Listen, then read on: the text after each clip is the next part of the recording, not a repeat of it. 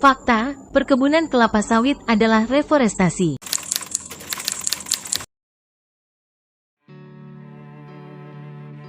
Banyak masyarakat awam beranggapan bahwa pembangunan perkebunan kelapa sawit menghilangkan fungsi hutan selamanya. Hal ini karena vegetasi primer berganti dengan vegetasi homogen. Kami masyarakat sini, saya selaku kepala desa, kita bisa melihat situasi yang berkembang. Jelas kalau hutan sekarang ini sudah rusak, digunakan oleh oknum-oknum untuk buka kebun kelapa sawit. Sekarang itu hewan-hewan sudah tidak ada tempat lagi untuk berlindung.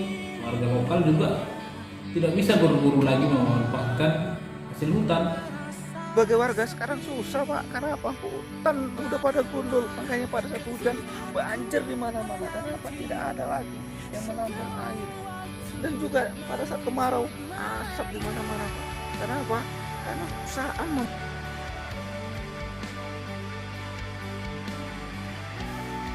Luas kebun sawit Indonesia saat ini adalah 8.854.500 hektar. Luas hutan Indonesia adalah 101,2 juta hektar. Berdasarkan data tersebut, luas kebun sawit Indonesia hanya 7-8% dari luasan hutan Indonesia. Histori kebun sawit Indonesia itu terbentuk dari lahan-lahan eks pertanian. Hal ini sejalan dengan analisa tutupan lahan yang di mana areal kebun sawit itu terbentuk dari areal semak-semak, areal yang terdegradasi, areal perkebunan, dan lahan-lahan kosong. Jika merunut dari definisi FAO juga menjelaskan bahwa hutan kebun sawit bukan berasal dari deforestasi.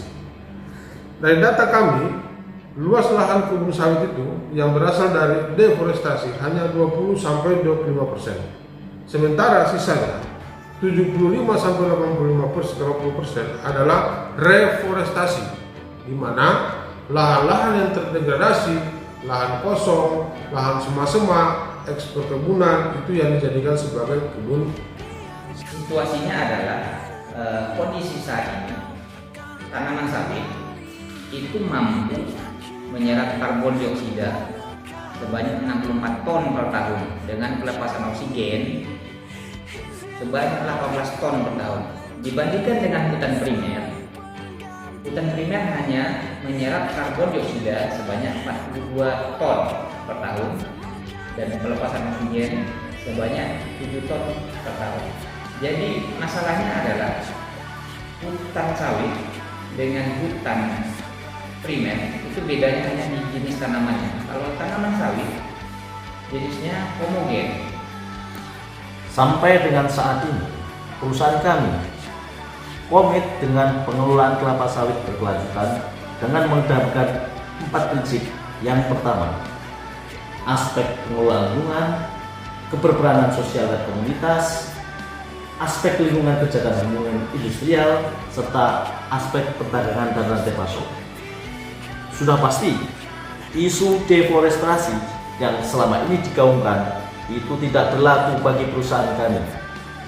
Atau dengan kata lain, pembangunan kelapa sawit yang kami lakukan selaras dengan konsep deforestasi. Deforestasi yang dilemparkan oleh Uni Eropa kepada pelaku bisnis perkebunan kelapa sawit semuanya tidak berdasar. Karena dalam pengelolaan perkebunan kelapa sawit, kami mengedepankan prinsip-prinsip pengelolaan berkelanjutan seperti poin 1 pada kebijakan KSLG. Konsepnya adalah perkebunan kelapa sawit merupakan kumpulan populasi tanaman yang berfungsi sama seperti hutan pada umumnya.